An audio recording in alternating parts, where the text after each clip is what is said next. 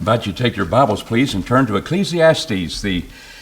We're in the 5th chapter. We've got a couple of questions to finish up on our lesson number 5.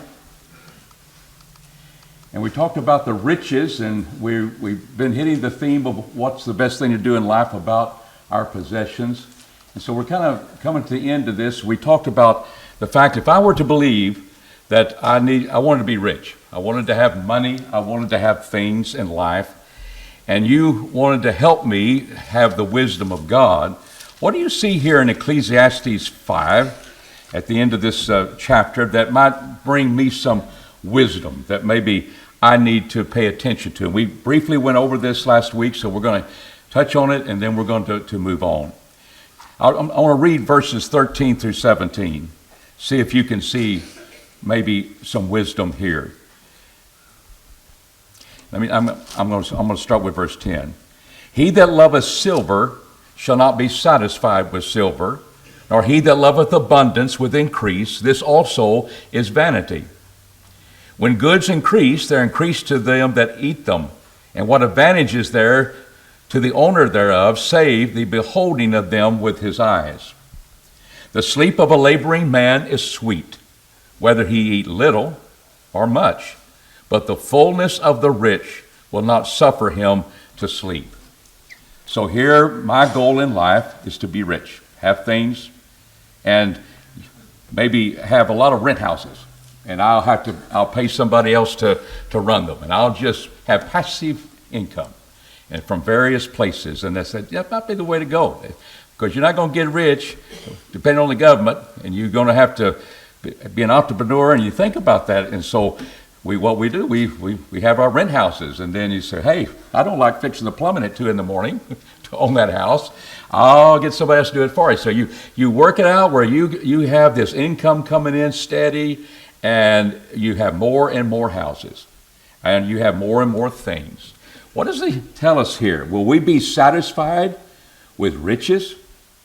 Will our eyes say, I've had enough? That's enough. Is that going to happen? We don't have to have a lot of possessions, but we realize we never really have enough, and sometimes that's true. We just we got our obligations, and we just don't have enough this week to take care of that, or this month. And so we want to do better. We want to have more. But what happens is that the more and more we have, we want more. Some of that's the pride of man. Some say, I want to be the richest man in the world. I want to, that's going to bring me honor and so forth. So it used to be, do you want to be a millionaire? Well, that's passé, isn't it? What do you want to be now? A billionaire. Multiple billions. We want to have another, in that income, we want to have another figure there. And, maybe over 9 figures and so forth. And is that true? Is that just somebody wise living one day and way in the past and in the days of Solomon and came up with that kind of tidbit of wisdom? Or is that true?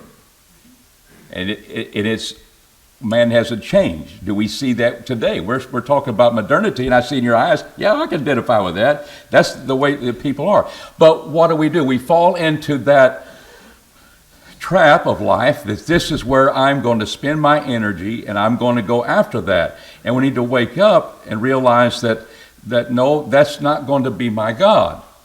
That's not going to determine how I'm going to treat others, how I'm going to live my life. And the wisdom of God is that we submit to Him. Now that's the big problem. Why do doctors don't believe God exists? It's not because they don't see evidence in the body and all the things that happen in the body and all the design that's in it. It's the fact that they have to submit to somebody higher than they are. And sometimes doctors don't want to do that. Scientists don't want to do that. And wisdom of the world wants to realize that no, that's not true. So what's happening in our day, we've gotten the mindset of the new order we have is that I'm going to ignore God. After all, our country was built upon the idea there is a God, and I don't believe there is. So therefore, you create your own reality. Why do you have multiple genders? Is that wise? Is that really wisdom? Is that biologically true? And what are we suffering from? All the chaos that's involved with women's sports and all those things, because that fact is not acknowledged. Well, who created us that way? Male and female made he them. And both of them, male and female, are created in God's image. He's not male or female. He's designated as a he all through the Bible. But male and female, both in his image, and that is that's the way God created it. How do you get rid of God out of your world that you want to have, that we don't want God in there? Because I have to submit to a higher being, and we're the ones that's wise. You start dealing with that. We've got to eliminate the idea that we have these genders and they are so different. We're going to just make them one. So we have men becoming women and vice versa. And you listen to the horror stories that they've gone through and how so many people are coming out of that. We didn't have that problem when there was just male and female. We had other issues. How do I get a wife? How do I get a husband? Well, they're all different, and we're working on that. But now I can declare what I am. And what is the goal? What do you have to do? You have to acknowledge it, and you have to endorse it, and you have to say it's okay. Because if you don't, you may get fired. You didn't use the right pronoun, and you're not respecting me, my choices. That's the battle we're in. And it's seen everywhere you want to see what this society and culture is doing, eliminating God. Now, we do not celebrate Easter as Easter. We celebrate every first day of the week. We remember the Lord's death. But the religious world looks upon that as being a special holiday. Well, what was acknowledged by our leaders on that day? Coming out of transgender people. What happened to be on that day? Why not? And they could have picked other days, but why not? I can see minds working. Let's do it that day. While they're celebrating Easter, we'll celebrate this, and we'll put those things together. Now, Easter is going to occur many different times. But this one time, why did that happen? You think that's a coincidence? I don't. It's everywhere we can go to eliminate God. We got them out of our schools, and we don't want to have prayer, and we're trying to eliminate that in our Congress of saying prayers and all those things. It's a battle. And we're going to face it. We're going to fight it. But the point is, who's going to win that battle? Who is truly wise? I don't know biology and all those things, but I know what God said. And when you put your faith in God, He never presents anything that's scientifically not true. It's not a science book. It's a revelation from God how we can be saved and prepare what lies ahead that we don't even know about. Eternity. He's given us a glimpse of those things. But it's all about trusting Him. I know what you have need of before you ask. Why do you have to be so wordy in your prayers? It's ostentatious. It's this idea, I want to be heard. I want the glory of men more than the glory of God. That has been a battle from the beginning. And it continues to be a battle. And we just see it play out before our face, but so many people ignore it. We feel like a younger generation can declare their world a reality. After all, you people who believe in God created your own, because it certainly can't be God. Why can't it be God? Because they don't want it to be. And this book doesn't prove God, it assumes God. And the more we go against it, the more problems we have in our nation. Well, part of that is that I can determine how I'm going to live. And yeah, you want to be rich, you will never be satisfied with riches. How come so many people who have so much money are so unhappy? Their families are unhappy. Because you always want more. The kids get something, they need more. You always want more and more to do that. So that's one issue. And I noticed you didn't say that to me. I'm saying it to myself. What is another one? My eyes will never be satisfied. What would be another one you bring to me before I start yelping? What's going to come with it? Yes.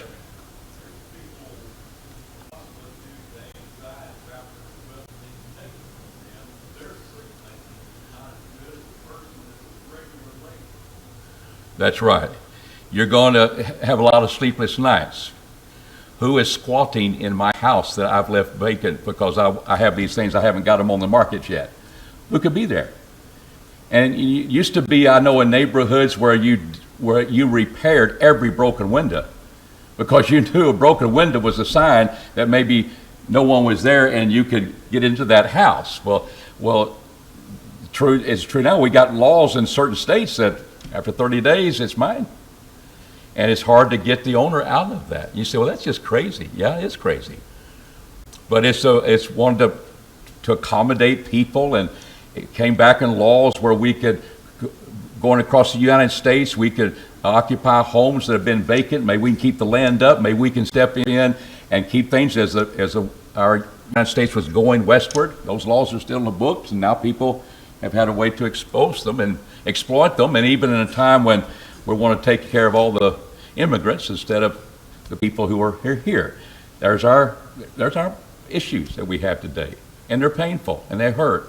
And people hurt when they have to spend thousands of dollars to try to get people out of their own house. You think that's crazy? Yeah, it's reality. And even in Texas, there's laws on there. They've got ways to maybe do better than maybe New York does, but it's on the books, and there'll be people trying to exploit that. But the point is, you can have a lot of things, and you can lose sleep over that. You can lose sleep over little things, can't you?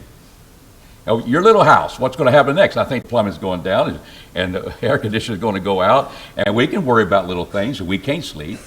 So anxiety is addressed in the Bible, and we got to learn, what can I do and what can I not do, and what I'm going to have to react to. That's just part of life, and don't be anxious. Deal with the day, there's evil thereof, and that's as Jesus said. Don't borrow from tomorrow. But to me, David, that's the idea of the sleepless nights. Is it true that whether you have little or more, or little or much, the sleep of a laboring man is sweet? Why is that so? You're not making much money. You might not have a lot, but you labored that day. What happens? I worked, I'm tired, and head hits the pillow, you're out. And you wake up the next morning to deal with, you go to work again and working. But when you have these things and you're not having to do things for your survival, you're having to protect things that you have no control over, it is bad. So beware if you want to be rich.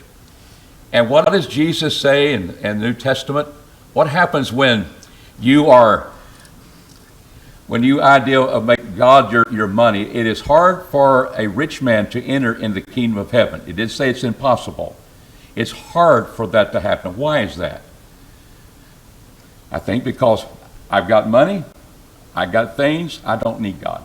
I can handle any situation. We're going to see in a few minutes that's not true. There's always going to be that worry. But there's that sense, because money has become our God. Money's become what we serve instead of whom we serve, meaning God. And that is the battle. That's the battle of your mind and my mind. Am I going to submit to the reality of God? And He's confirmed it in so many ways. We're just looking at one aspect of life. But He says, I made it, and He assumed it. He didn't say, I'm going to prove it to you now for our prelogue to Genesis 1:1. In the beginning, God created heavens and the earth. Now we deal with it. And we're looking at, that's true. And just look at all of the things around in nature. How come at 1:40 tomorrow afternoon, I don't care if it's raining or not, there'll be a solar eclipse above us? 1:40? And you start looking at it about 12:30. Why did they figure that one out? How do they know that? Nature is pretty dependable about the rotation of the earth and what's going to happen. We kind of know the pathway. Why? Because things work in order. There's order. And there's order to this. He made everything good. Everything works together in the sense of our life. We have plants, and we want to breathe. We can't live without breathing. And we give off this, and the plants take that, and the idea of forming oxygen more, that we can have that. Carbon dioxide goes away. What was all that about? Just luck? And we don't even think about it. But that's what's happening in nature. Who put that into being? And we say, God. And you say, I don't know. Or you say, it's just chance. And you'll see how ignorant that is as time goes on, as you look at more and more things, and the more we are able to know more about true science. So these are things that man's nature hasn't changed. We're the most affluent people on the face of this earth. If you make $13,000 a year, you're in the top 10% in the world. You think about that. The 90 percentile. You say, well, that's not a lot of money. I can't live on that. Well, yeah, it's very difficult to do that. But it just shows you where we live today and our prosperity. And we will have a problem with materialism in the church, and we do. And it's a battle that we all have, because we are affluent in nature, in an idea of the world in comparison. And I think we need this. But those are 2 points that he presents here. Do you have any other thoughts you want to add to that you might give me wisdom of that? We'll hit on it as we go. Question number 7: what constant fear is in the heart of men who spend all of his life in pursuing and obtaining wealth? He's gotten it. That's my life. What's his fear? What can his fear be? He can lose it by ill adventure. We say here, there's a grievous evil which I have seen under the sun, verse 13, namely riches kept by the owner thereof to his hurt, and those riches perish by evil adventure. And if he hath begotten a son, there's nothing in his hand. I want to just pause there. Here is a grievous evil, it comes to the hurt thereof. What have we seen in the previous verses? Why would that be a hurt? What caused him now to have this hurt in regard to his riches? Because God gives his wisdom here. He said, what advantage, verse 11, is there to the owner thereof, save what?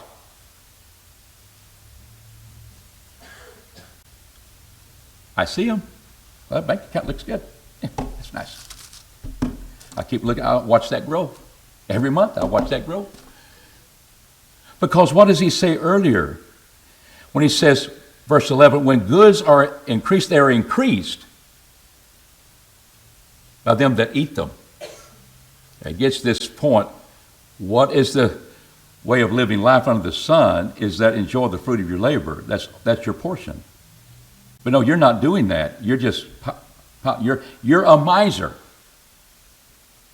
And so, here's what you ladies can do to your husbands. They say, I don't want you to go out and shopping, spending my money. Here's your passage. I mean, I'll just put it out there. Because I'm thinking, I'm going here. Your eyes are never satisfied with money. Honey, you're never going to be satisfied with things. Okay. But what is this? What are you going to do? You going to be a miser and keep it all? Because that's who he's addressing. And you get your increase. You're never going to be satisfied with increase because you're not enjoying the fruits of your labor. You're not spending it. You're not supposed to do that foolishly. But there's the contrast. Use what you have that God has given you. It may be little, may be much. You'll sleep well. And you will labor because you're putting your efforts into growing those products. And God, you're blessing me because you bring the sunshine, the rain, and the seed. I know what's coming up.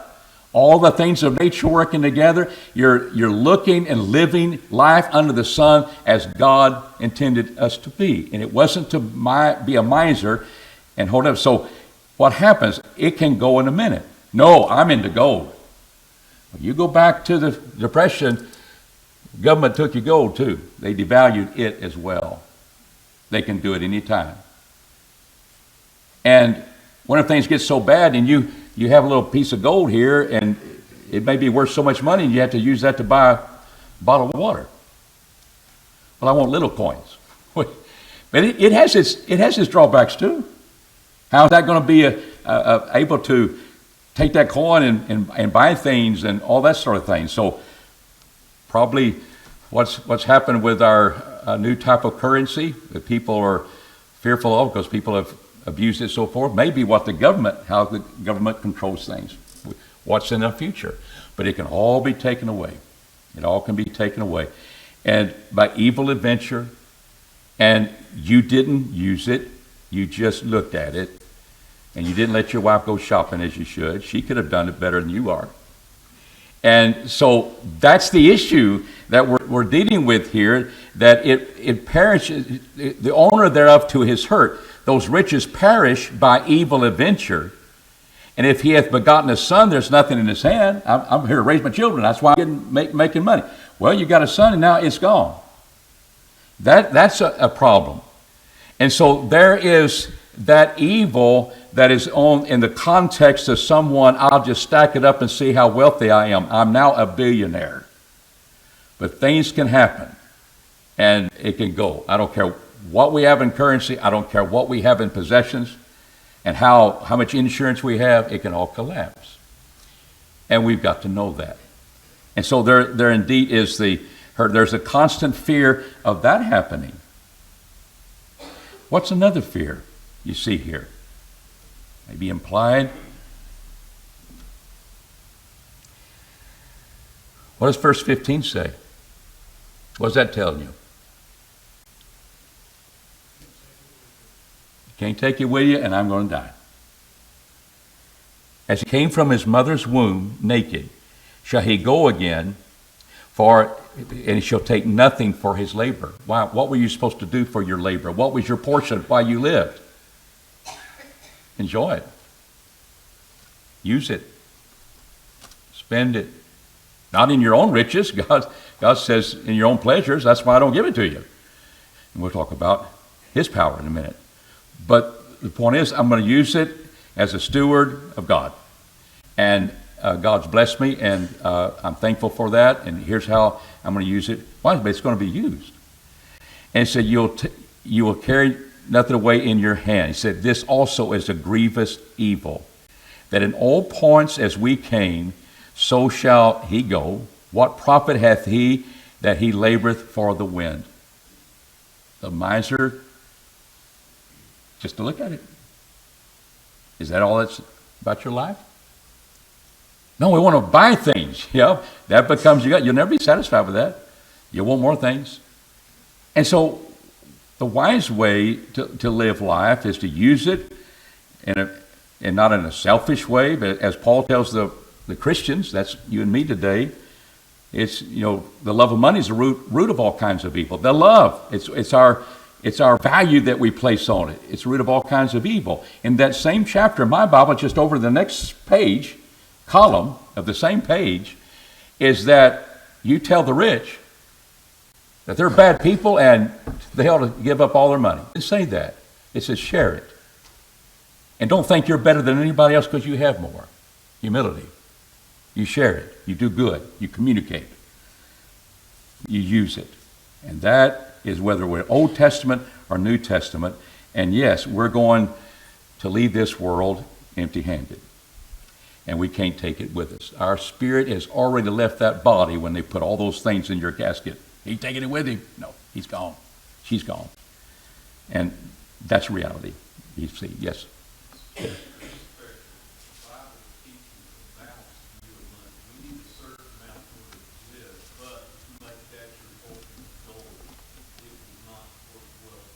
Yeah.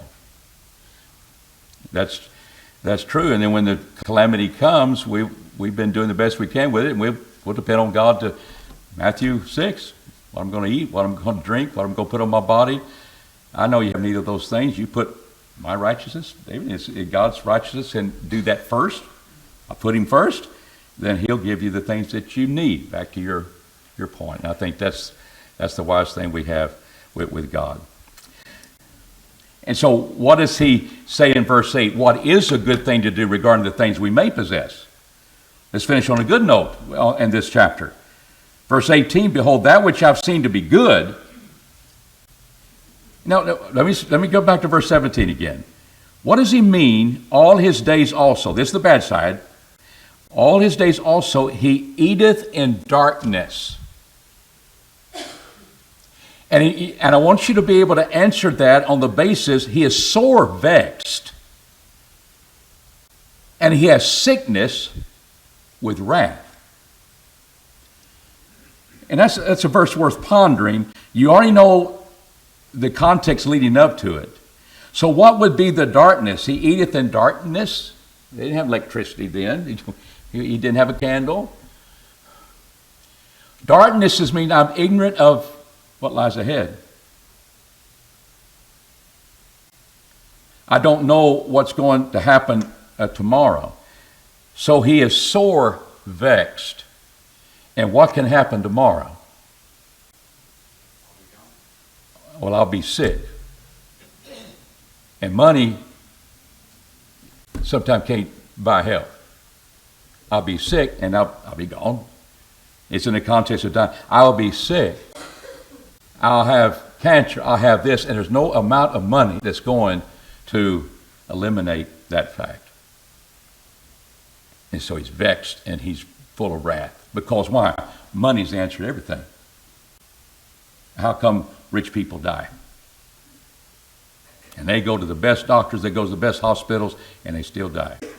And they leave behind those things. So I think that's the point he's making. So I know what is good. I realize that can happen. That's not my God. It doesn't save me from sickness and death. So I see what is good and comely for one to eat and to drink and to enjoy the good in all of his labor, where he laboreth under the sun all the days of his life, which God hath given him, for this is his portion. Notice how who gives it to you? God. I think for a few years, I'm just going to be concentrating on getting wealth. When I get old, I'll think about God all the days of your life. You learn this principle, and all the days of your life, you're laboring in the sun. You eat and drink, enjoy the good in all his labor. Not eat and drink and be merry in the sense I can go out here and get drunk and go the way I want to. No, it's in the context of God. Living holy lives, because that's the good thing. That's your portion. Notice how he bears down on this. Every man also whom God hath given riches and wealth and hath given him power to eat thereof, and to take his portion, and to rejoice in his labor, this is the gift of God. So why is this good? Why is this good? To enjoy the fruits of your labor. What are you eating? I'm eating the produce from my ground. What are you drinking? I'm eating the vines, the juice that comes from the vines. And realize God has given that to me, and I'm eating that as I need my daily portion. And it's not the idea of being rich and so forth. That's the man who is blessed by God. And so here is that enjoying the good. Sometimes people can't enjoy the fruits of their labor because they just want more and more. But why is this? Verse 19, every man also whom God hath given riches and wealth. Who gives you your wealth? I do. No. Who allows you to have that? You know, this is life under the sun, but God's speaking from heaven pretty loudly through Solomon. He puts himself in this picture. It's God. He's given riches and wealth. Remember the Old Testament, Deuteronomy? A new generation was coming into the promised land, and Moses said that he feared that they would forget God. They think they're the ones that made themselves rich. No, it's God who giveth you the ability to be rich. He expressed that to his own people. And he does that here through Solomon too. Take your portion and rejoice in your labor. That is the gift of God. But how many latch hold to that wisdom? If you do that, you'll be wiser than any billionaire could ever be, and not have to have all the worries, and you'll enjoy life with what you have. For he shall not much remember the days of his life. This is what makes it good as well. He shall not much remember the days of his life, because God answereth him in the joy of his heart. You believe that? Do you always think about the bad things that happen in your life? Most of us are mature. This is not the 2-year-old class. or live life long enough, what do you dwell on a lot of times? You think about mistakes are made, and we should have done that, and you can second guess yourself all through life. That's true. But sometimes you do the best you can at the moment of whatever crisis you're under. And you can't second guess yourself. But I think what he's saying here is that if you live each day enjoying the fruit of your labor, here's what I wanted to accomplish today. I didn't get all of it done, but you labored, and it was all in good. It was always in the benefit of others, of your family. And you read your Bible, you meditated upon it, you prayed to God, you kept God in your life every day, and you did things for others. Your rest and going to sleep sweet. And realize I enjoyed what God has given me. You'll think about that more than your problems that you might have, that you worried about. That never did happen, by the way. But you'll have that, and you won't remember the days of this life of all the things you've done, because when you got through with it, each day you were able to start a new day. Does the sun rise? It's always a kind of a new day. And a lot of times you've been praying for difficulties, and all of a sudden a new day comes, and all of a sudden things change, and you don't know why. Well, you're living in the context of God, and He answers prayer, and He gives us the ability to have the things to enjoy. Now, notice as we go into lesson 6, and the reason I want to go there, and what two ways is God in control of our blessings? So here now he starts in this lesson 6. There's an evil which I've seen in the Son, that is heavy upon men, a man to whom God giveth riches, wealth, and honor. Well, that's just what we just saw in chapter 5. So that he lacketh nothing for his soul of all that he desireth, yet God giveth him not what? He doesn't give him the power to eat thereof, but a foreign foe, an alien, eateth it instead. This is vanity, and it is an evil disease. So here are the two ways in which God He's given us riches, and He's given us the power to eat them. That's a blessing. God protect us from evil, and so we can keep worshiping. We talk about that in prayer. The same thing with what we have. We can pray to God that it's not taken away by an enemy, so I can enjoy the fruit of my labors, because God gives that blessing. Now, question number 2, what 3 blessings does God give? Thank you. What do you see 3 blessings here that He gives? He enumerates them in verse 2. He gives what? I got a pile of money here, riches. Well, what's that called? Well, looks like all your assets and things like that. I think you're a wealthy man, wealthy woman, and therefore, because of that, what's the 3rd blessing? Honor. God gives that to us. And our question is, did Solomon enjoy these 3? Is that our example? Did Solomon enjoy? I think he enjoyed all 3 of them. Queen of Sheba wanted to come see him because of his wisdom. Half had not been told, she would say. All of his wealth. And what we read here in Ecclesiastes in the first few chapters is the fact that he had all the things that would bring at that time of the world, all the things that would bring him joy. He had maid servants, men servants. He had music he could hear. He had gardens. He had things he planted. All those things, he had songs, all those things that make life wonderful. But he realized wisdom is not what it all is. And of course, he was willing to, the reason he had wisdom, because he's going to use it wisely to lead his people, and God blessed him with that. But the point is that here's the wisdom that he has, and it has to be in the context of God, because that indeed could be taken away. Any thoughts on those before we close? Did he enjoy those 3? And I think he did. All right. Let's see if we can get. What did Solomon say is an evil disease? finish off, yet God giveth him not power to eat thereof, but an alien eateth it, and this is vanity, and it is an evil disease. When somebody else grabs your vineyard and they eat it, and you're out. That can happen. That's evil adventure. That's kind of the context that we're talking about. And we'll end on that. And Lord willing, we'll start with question number 4 and this lesson number 6. Any comments before we close? You want to add that you didn't get to? All right. Thank you.